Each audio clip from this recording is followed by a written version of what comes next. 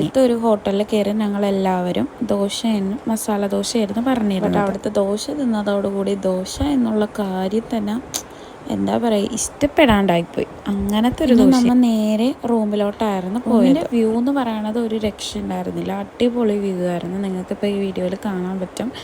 കാറ്റെന്ന് പറഞ്ഞു കഴിഞ്ഞാൽ എൻ്റെ പൊന്നോ, ഇത്രയും നാളായിട്ട് ഇങ്ങനത്തെ ഒരു കാറ്റ്. കാരണം എന്ന് പറഞ്ഞാൽ ആ ഷീറ്റ് പറക്കണ ഒച്ച എന്ന് പറയണത് എന്തോ ഇങ്ങനെ വെള്ളച്ചാട്ടത്തിൻ്റെ ഒരു ഒച്ചയായിരുന്നു. ശരിക്കും എല്ലാവർക്കും അടുപ്പിച്ച് ഓരോരോ റൂമുകളായിരുന്നു സെറ്റ് ചെയ്ത് തരുന്നത്.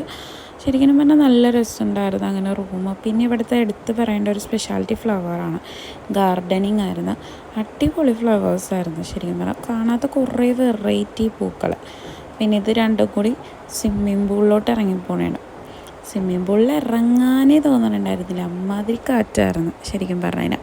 പക്ഷെ ഇറങ്ങാണ്ടിരുന്നിട്ട് വേറെ വഴിയില്ല എന്നാലോചിച്ച് ഇറങ്ങണോ വേണ്ടോ എന്നും പറഞ്ഞിരിക്കണമായിരുന്നു.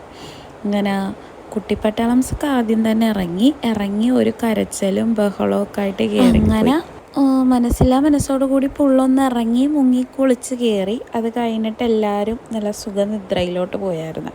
ആക്ച്വലി ഞങ്ങളുടെ ഉറക്കത്തിൻ്റെ ഇതിൽ ഞങ്ങൾ ഉച്ചക്കത്തെ ഫുഡ് പോലും കഴിച്ചില്ല. അങ്ങനെ വൈകിട്ടാണ് ഇറങ്ങിയത്. എല്ലാവരും ഫ്രഷായി ഇറങ്ങി. അപ്പോൾ ഇവിടുത്തെ ഒരു ഫേമസ് കഫേയിലായിരുന്നു നമ്മൾ കയറാനായിട്ട് പോയത്. ടൗണിൽ തന്നെ ഉള്ള ഒരു മോഡീസ് എന്ന് പറഞ്ഞാൽ ഫസ്റ്റ് ടൈം വിസിറ്റിംഗ് ആയിരുന്നു. ഇവിടുത്തെ ഹൈലൈറ്റ് സംഭവം എന്ന് പറയുന്നത് ഈ ഹോട്ട് ചോക്ലേറ്റ് റിയാക്ഷൻ വീഡിയോ ചോദിച്ചതിനാണ് ഗൈസ് ഇത് കണ്ടത്. ഇതായിരുന്നു എല്ലാവർക്കും ഒരുപോലെ ഇഷ്ടപ്പെട്ടത്. നമ്മുടെ സ്ട്രോബെറിയിലും മെൽറ്റഡ് ചോക്ലേറ്റിലും മുക്കിയിട്ടുള്ള സ്ട്രോബെറി. ഏതോ ഒരു രക്ഷയില്ലായിരുന്നു. അടിപൊളി സാധനമായിരുന്നു അത്. ആ ചോക്ലേറ്റും നമ്മുടെ ഹോട്ട് ചോക്ലേറ്റും തമ്മിൽ നല്ല ഡിഫറൻസ് തോന്നിച്ചിട്ടുണ്ടായിരുന്നു. പക്ഷേ എനിക്കും വേറൊരാൾക്കും ഈ ചോക്ലേറ്റ് ഭയങ്കര ലവേഴ്സാണെങ്കിൽ അടിപൊളിയായിട്ട് ഇഷ്ടപ്പെടും. ഞങ്ങൾക്ക് രണ്ടുപേർക്കും ഭയങ്കര ഇഷ്ടപ്പെട്ടായിരുന്നു. പിന്നെ ഇത് പനീർ ടിക്ക സാൻഡ്വിച്ചായിരുന്നു. ഇത് നമ്മുടെ കൊറിയൻ ബണ്ണായിരുന്നു. രണ്ടും അടിപൊളിയായിരുന്നു. കൊറിയൻ ബണ്ണിൽ ഈ ഉള്ളിലെന്ന് പറഞ്ഞു കഴിഞ്ഞാൽ നല്ല മെൽറ്റഡ് ചീസായിരുന്നു ഗൈസ്. നല്ല ഒറിഗാനോ ഫ്ലേവറൊക്കെ വന്നിട്ട് സൂപ്പർ സാധനമായിരുന്നു. പിന്നെ അവിടെ നിന്ന് അങ്ങനെ ഫുഡൊക്കെ കഴിച്ച് നൈസായിട്ട് പിന്നെ രാത്രിത്തേക്കുള്ള ഫുഡ് വാങ്ങിക്കാനായിട്ടുള്ള ടൈമിംഗ് ആയിരുന്നു.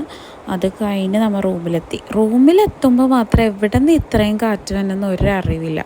അതിൻ്റെ ഇടയ്ക്ക് ഒരെണ്ണം ബനിയനൊക്കെ ഒരു ഡാൻസ് കളിക്കേണ്ടത്. ഇതിനൊക്കെ എങ്ങനെ സാധിക്കണം എന്നൊന്നും മനസ്സിലാവുള്ള ഗൈസ്. അത്രയും തണുപ്പായിരുന്നു. ഫുഡ് വലിയ സുഖം ഉണ്ടായിരുന്നില്ല ഗൈസ്.